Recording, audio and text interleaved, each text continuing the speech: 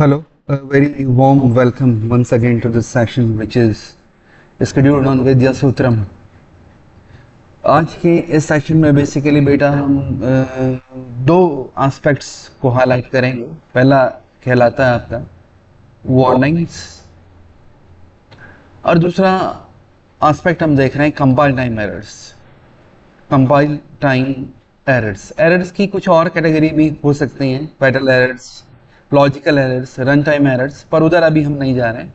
अभी हम इन दो चीज़ों पे फोकस करेंगे कि वार्निंग्स क्या होती हैं, कंपाइल टाइम एरर क्या होता है।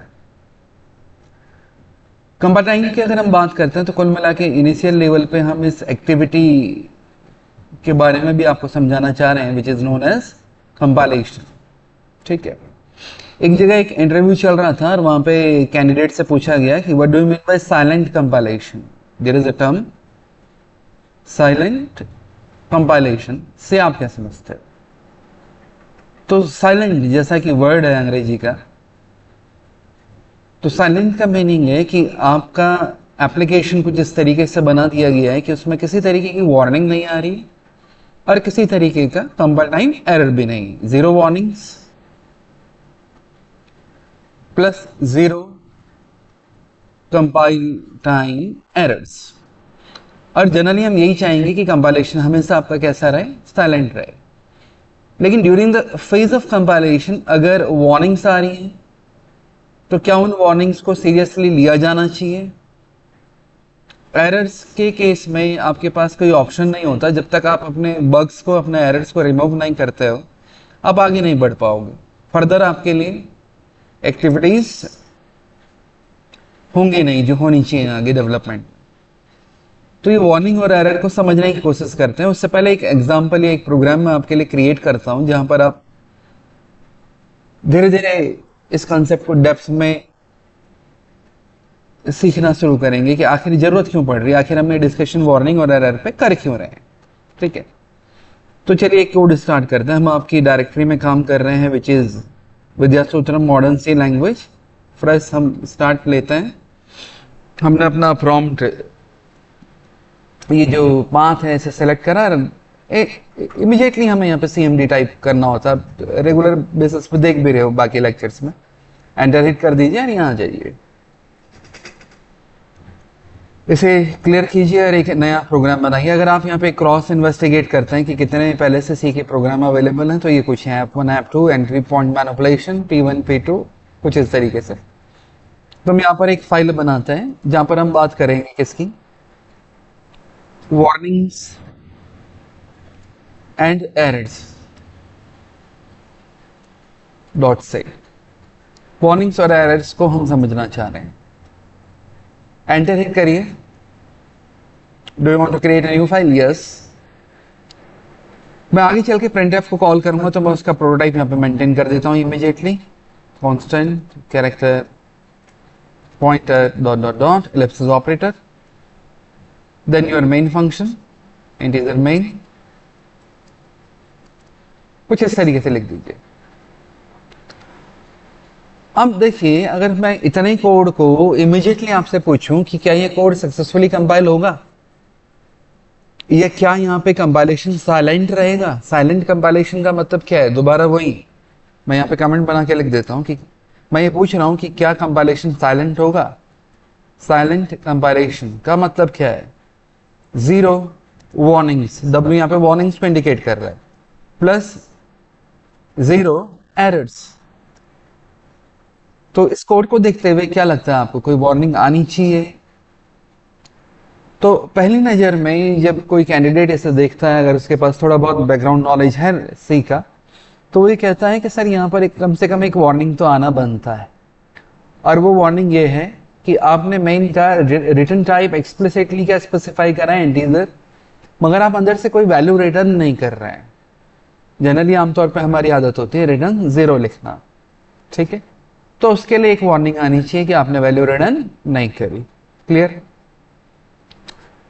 मे भी कोई कैंडिडेट एक थॉट इस तरीके से भी प्रोड्यूस कर सकता है कि we have maintain a prototype of printf function, मगर हम उसको कॉल नहीं कर रहे हैं। क्या पता इसके लिए भी वार्निंग हो। तो चलिए इसको देखते हैं, प्रैक्टिकल करते हैं, समझते हैं कि वाकई में यहाँ पे किसी तरीके का कोई वार्निंग आएगा या नहीं। तो देखिए मेरी फाइल है, मैं कंपाइलेशन के लिए गया पीछे, GCC name of your compiler, then warning errors dot C, then output file का नाम मैं क्या चाहता हूँ, warning error dot exe, WE.exe, V.exe। ठीक है, आप इसको थोड़ा सा इधर ले आइए, इसको मिनिमाइज कीजिए, पीछे अपनी डायरेक्टरी में भी देखते रहिए। तो अगर मैं थोड़ा सा इसको इधर रिलोकेट करूं और कमांड को एग्जीक्यूट करूं, तो ये देखिए successfully you have an EXE, एक एप्लीकेशन इसने बना के दे दी है आपको, वार्निंग एरर डॉट EXE। तो कहने का मतलब इसने कोई वार्निंग यहाँ पे जनरेट नहीं करी, किसी तरीके का एरर भी नहीं आया, तो जो कंपाइलेशन इस सिनेरियो में है दैट वाज साइलेंट। ठीक है, तो अब आप बात को समझिएगा। मैं यहाँ आया, मैंने यहाँ पे एक और फंक्शन इंट्रोड्यूस करा, इंटीजर वैल्यू रिटर्न करेगा, फंक्शन का नाम होगा fun1। किसी तरीके का कोई आर्गुमेंट हम नहीं भेजेंगे, ये हमने प्रोटोटाइप मेंटेन कर दिया fun1 का, और अब इसे हम डिफाइन करने जा रहे हैं। इंटीजर वैल्यू रिटर्न करेगा, fun1 नाम है और ये उसकी बॉडी है। तो अगर आप सिमिलैरिटी देखें तो ऑलमोस्ट दोनों फंक्शन का जो नेचर है वो सेम है। मेन का रिटर्न टाइप इंटीजर है, fun1 का रिटर्न टाइप भी इंटीजर है, मगर दोनों ही के सिनेरियो में हमने रिटर्न स्टेटमेंट नहीं लिखी है। तो हम फिर से कंपाइलेशन के लिए जाते हैं।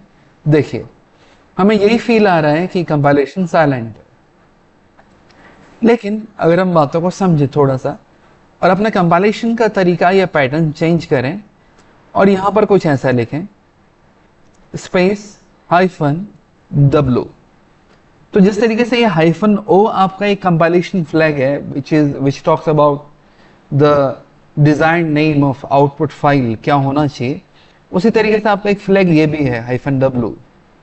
तो w का मतलब यहाँ पे वार्निंग से होता है, क्लियर। तो अगर आप यहाँ पे एक ऑप्शन स्पेसिफाई करें रिटर्न टाइप, अब ध्यान रखिएगा ये रिटर्न अंडरस्कोर टाइप नहीं है, ये रिटर्न के बाद हाइफन है या डैश है। आपने ये लिखा, एंटर हिट करा, तो हमारा मकसद क्या है यहाँ पे कि मे बी अगर कोई वार्निंग हाईलाइट नहीं हो रही है तो उसको ये हाईलाइट करे। तो मैं जैसे इस कमांड के साथ कंपाइलेशन के लिए जाता हूं, ये देखिए यहां पर एक वार्निंग आने लगी, control reaches end of non void function. Non void function क्या होता है, मैं इसको यहां से कमेंट करता हूं और अपने ओरिजिनल कोड में आता हूं। तो मैं ये कह सकता हूं कि मेरा जो fun1 है वो एक कैसा फंक्शन है, नॉन वॉइड फंक्शन। मैं कह सकता हूं मेरा मेन भी कैसा फंक्शन है, non void function. Non void मतलब ये कुछ रिटर्न करेंगे, इनका रिटर्न टाइप वॉइड नहीं है। तो यहाँ पे ये वार्निंग आने लगी कि जो आपका कंट्रोल है वो अंत तक पहुंचा है फंक्शन के, लेकिन उसे किसी तरीके की रिटर्न स्टेटमेंट नहीं मिल रही है। मगर ध्यान देने वाली बात यह है कि ये जो वार्निंग आ रही है that is only for which function, fun1, that is not highlighted for your main function, clear. तो जैसे आप यहां अंदर आते हैं और आप यहां पर ये लिखते हैं return1 और अब आप इसे सेव करते हैं और सेम अप्रोच अगर आप कंपाइलेशन के मेंटेन करते हैं तो ये देखिए आपकी ये वार्निंग आना सप्रेस हो गई। अब ये वार्निंग नहीं आ रही है क्योंकि आपने ध्यान रखा, आपने fun1 के नेचर का ध्यान रखा, आपने ये कंसीडर किया कि ये नॉन वॉइड फंक्शन है, क्लियर। तो ध्यान ये देना है कि जो फंडामेंटल एस्पेक्ट है वो ये है कि अगर आप एक बार को रिटर्न स्टेटमेंट नहीं भी लिखते हो तो कंपाइलर को इश्यू नहीं है, मगर अगर आप कुछ फ्लैग्स इनेबल कर देते हो तो वार्निंग्स आ रही हैं और वार्निंग्स को नजरअंदाज नहीं किया जाना चाहिए, क्लियर। बस अब यहाँ पे आगे बढ़ने से पहले इस फर्दर अगर मैं वार्निंग्स और एरर्स के टॉपिक पर डिस्कशन करूं उससे पहले बस मुझे यहाँ पे ये चीज हाईलाइट करनी है कि why such warning doesn't raise in the context of main function. आखिर मेन के लिए वार्निंग क्यों नहीं आई, तो उसके जवाब मैं यहाँ पे मेंटेन कर देता हूँ। एक्चुअली सी लैंग्वेज में जिस तरीके से बदलाव आ रहे हैं, जिस तरीके से लैंग्वेज अपडेट हो रही है, तो जब सी का एक स्टैंडर्ड मार्केट में आया था जिसका नाम था C99 which is basically standard introduced in 1999। तो C99 वर्जन से मेन फंक्शन को डिफाइन करते वक्त अगर आप रिटर्न टाइप इंटीजर लिख रहे हो तो अंदर आपको रिटर्न 0 लिखने की जरूरत नहीं है। C99 वर्जन से here the return statement which is written 0 is implicitly